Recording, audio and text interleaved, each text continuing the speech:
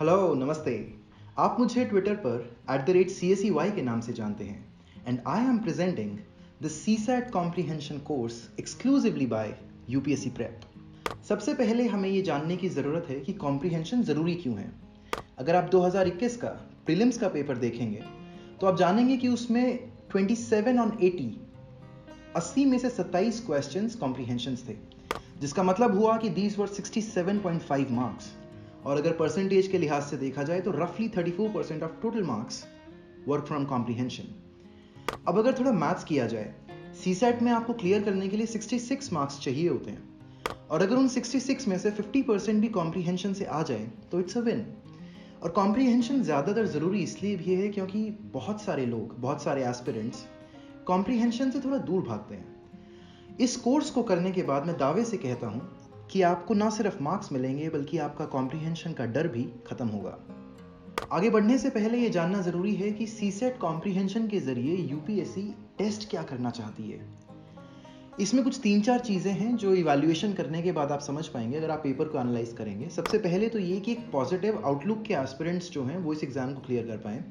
दूसरा, basic English knowledge हो, थोड़ा बेसिक कॉमन सेंस भी हो, जो कि इतना ज़्यादा कॉमन शायद नहीं होता। And lastly of course presence of mind उन लोगों में हो।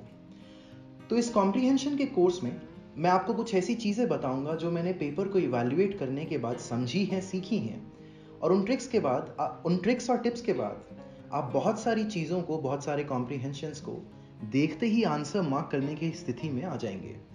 उससे पहले एक डिस्क्लेमर देना ज़रूरी है दैट नो टिप और trick works 100%। Basically nothing works if you don't work, to be honest.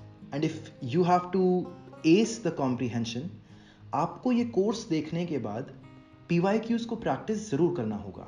And lastly, इस पूरे कोर्स को आप एक ओपन माइंड के साथ देखिएगा and try to adapt to the real time situation wherever you are solving the comprehension. आगे बढ़ते हैं। इस कोर्स को करने से आपको किस तरीके की मदद मिलेगी? सबसे पहले आपको एक डायरेक्शन मिल जाएगा, आप क्वेश्चंस को एक बेहतर तरीके से देख पाएंगे and honestly it will make you a pro with CSAT PYQ comprehensions. आप ना सिर्फ एक बेहतर स्कोर सीसैट में ला पाएंगे बल्कि ये कोई फैड नहीं है।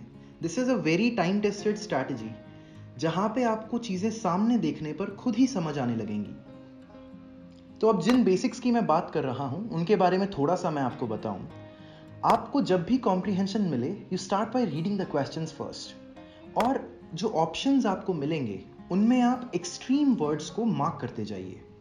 जब आप ऐसा कर रहे होंगे, you will be reading the options, आपको कुछ स्टेटमेंट बहुत ही इलॉजिकल लगेंगे। एक क्वेश्चन का एग्जांपल मैं आपको दे सकता हूं। एक 2021 में क्वेश्चन था जहां पे एक ऑप्शन था कि people who value personal hygiene do not pay much attention to community hygiene. अब आप खुद सोचिए कि अगर मैं अपने पर्सनल हाइजीन पे ध्यान देता हूं, क्या मैं इतना बेवकूफ़ हो जाऊंगा कि मैं उसको बड़े लेवल पर कम्युनिटी हाइजीन को नहीं मानूंगा? तो ये इलॉजिकल स्टेटमेंट है जिसको आपको अलग रख देना है। एंड लास्टली, कोई भी ऐसा अगर नेगेटिव आउटलुक या क्रिटिसाइज करने वाला आंसर है, कोई स्टेटमेंट है, वो आपका आंसर हाईली लाइकली नहीं होगा। दूसरी चीज, जब आप एक या दो ऑप्शंस एलिमिनेट कर दें, तब अगर आपको पैसेज पढ़ने की जरूरत है तो पैसेज पढ़िए, so that you can eliminate one of the 2 options as well.